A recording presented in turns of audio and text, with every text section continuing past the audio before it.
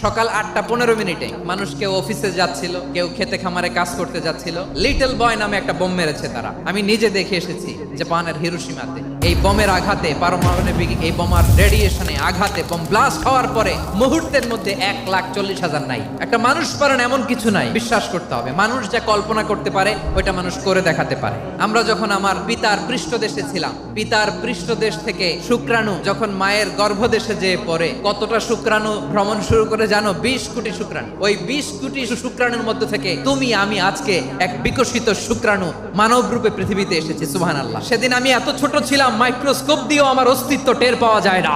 তারপরেও ওই প্রতিযোগিতায়, ওই কম্পিটিশনে যখন আমারে কেউ হারাতে পারে নাই, আল্লাহর জমিনেও আমারে কেউ হারাতে পারে না। হারার জন্য তোমার জন্মই হয় নাই, তুমি আসছোই জিতার জন্য। সুবহানাল্লাহ।